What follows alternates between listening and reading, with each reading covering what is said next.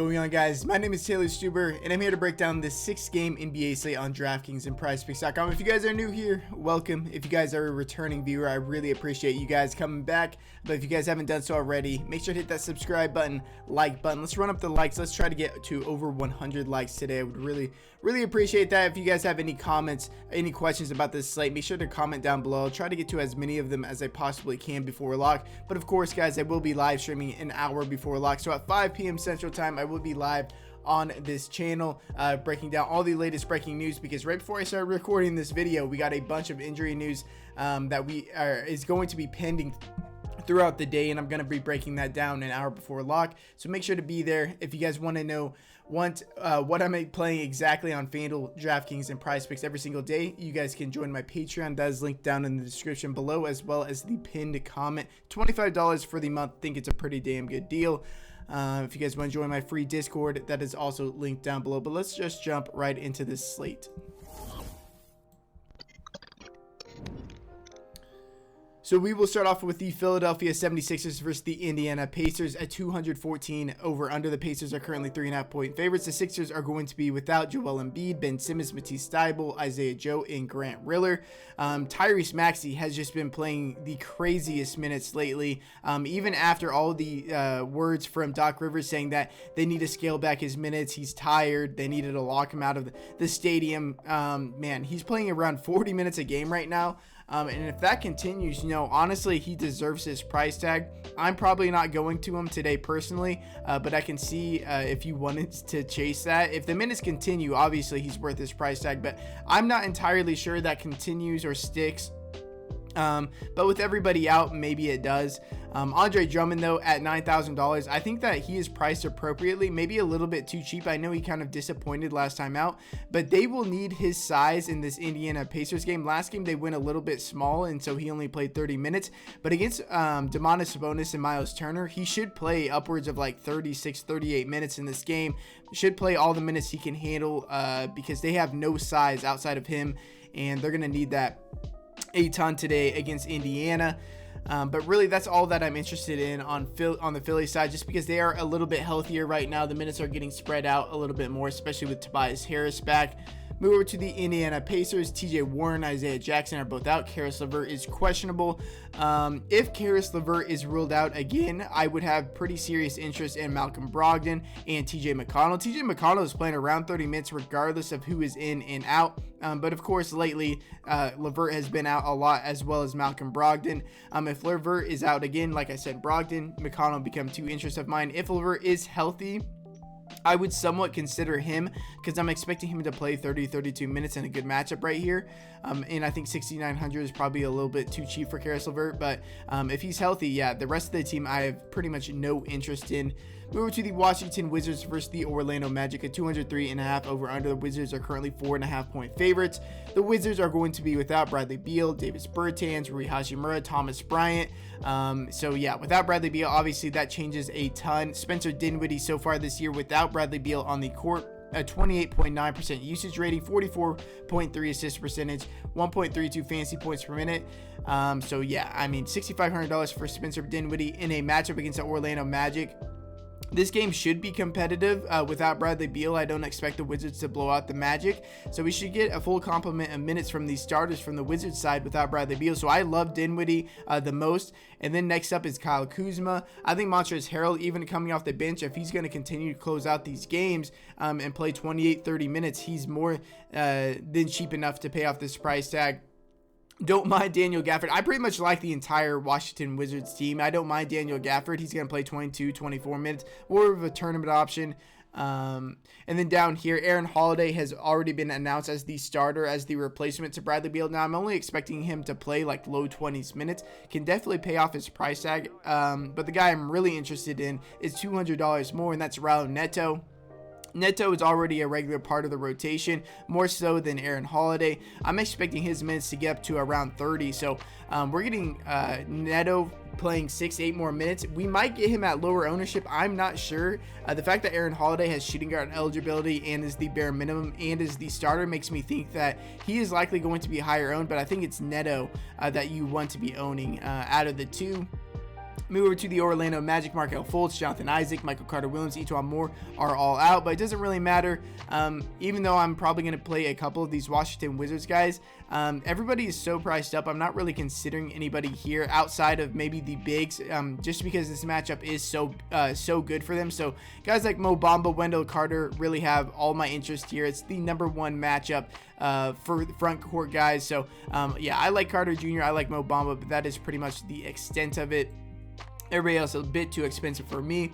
Move over to the Memphis Grizzlies versus the New Orleans Pelicans at 218.5 over under. The Grizzlies are currently 4-point favorites. The Grizzlies are going to be without Killian Tilly. Dillon Brooks is questionable. Dillon Brooks played one game, and we saw what that was going to do. That really just ruins the minutes of all of the wings like Kyle Anderson, Desmond Bane, D'Anthony Melton. So if he plays, I really have no interest in this team outside of Jaren Jackson Jr., Steven Adams, and Ja Morant. If he is ruled out, it's a big boost of minutes to guys like Desmond Bane and D'Anthony Melton and Kyle Anderson. So gonna need to wait on the news on that. Obviously, it's a great match against the New Orleans Pelicans. I think Ja Morant should be able to absolutely torture this Pelicans team. And then Steven Adams at $4,600.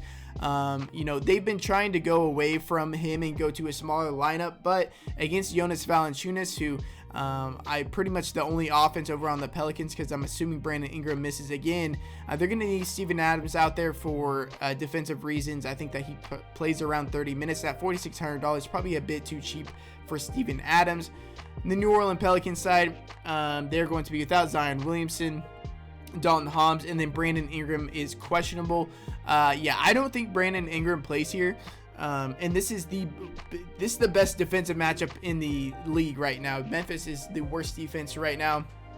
And so you're going to want some of these New Orleans Pelicans pieces, assuming Brandon Ingram is out.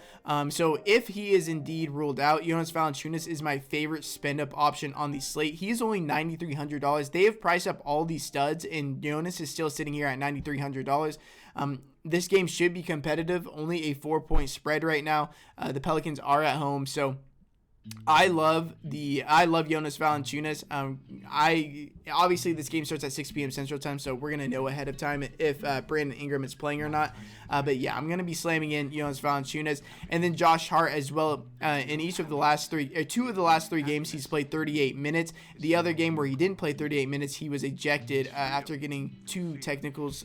So I think that he's in play definitely as well. Devontae Graham, Nickeil Alexander-Walker, more of tournament options for me, but really focusing in on Jonas Valanciunas and Josh Hart here from the Pelicans side.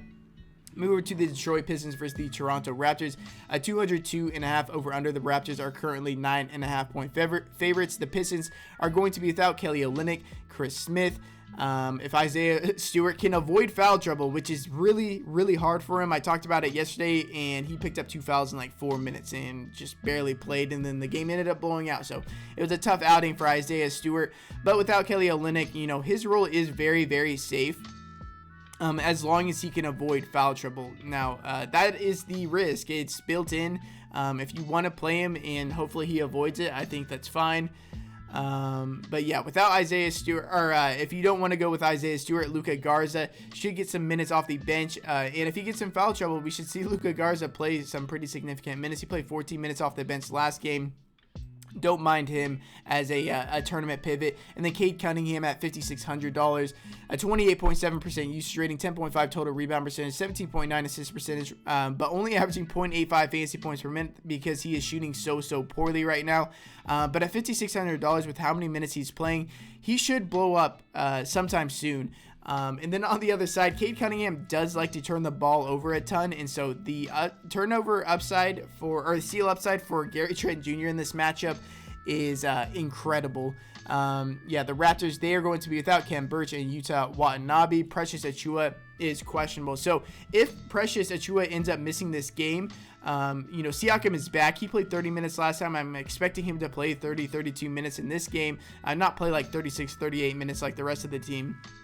But if Achiuwa misses, Chris Boucher should be the backup 5 and backup 4. And, you know, he's a pretty interesting option at $3,500. That is all pending on Precious Achiuwa missing this game. This game starts only 30 minutes after lock, so we should know ahead of time But with Siakam being back, it really just kills the value of the rest of this team. I don't mind Gary Trent Jr. though at $5,300 because he should play mid to high 30s minutes, and he is significantly cheaper than everybody else. Like I said, he has significant steal upside in this matchup against Cade Cunningham. Boston Celtics versus the Cleveland Cavaliers are 202 over under. The Celtics are currently 2.5-point favorites. The Celtics are going to be without, so Jaylen Brown, Al Horford, Josh Richardson are all questionable.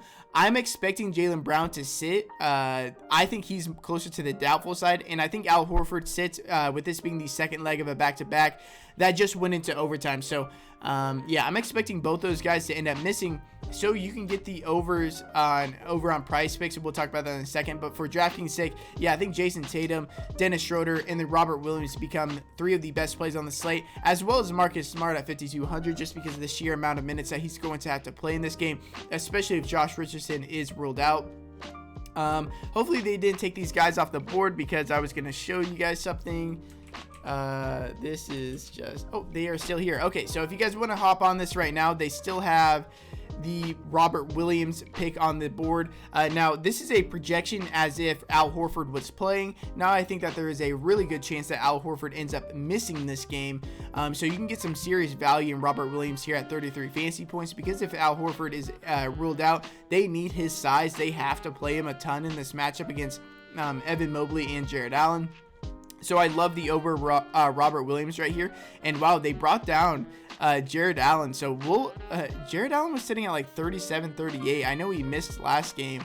But wow, this game should be 35 is pretty strong for Jared Allen. So I'm going to take the over on Robert Williams and Jared Allen. And if you stick around for the rest of the video, I have a couple other plays I'm going to add to this, hopefully, if they didn't take him off. So yeah, I like the over on Robert Williams and Jared Allen. If you guys want to tail me over here, use code Taylor, TAYLOR, for a 100% match bonus up to $100. Been a pretty good time over here. Actually, I'm going to place this right now because I don't want them to move this number while I'm not talking. And also, or while I'm talking, they did just move. They moved up Robert Williams a full point already. So if you guys want to get in on it, you might want to do it now before those lines end up moving even more.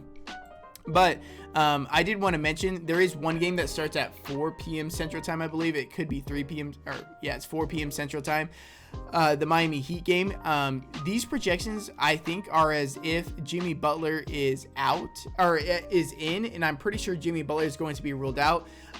So I'm taking the overs on Bam, Lowry, Hero, and if you want to match them with the other guys, because you have to get a player from another team, you can't just get all players from one team. So you can get Lowry, Bam Adebayo, Hero, match them up with guys like Robert Williams and Jared Allen. I like that quite a bit. Pretty good strategy, as well as Duncan Robinson, because if Jimmy Butler is ruled out, Duncan Robinson's going to have to play like 38-40 minutes.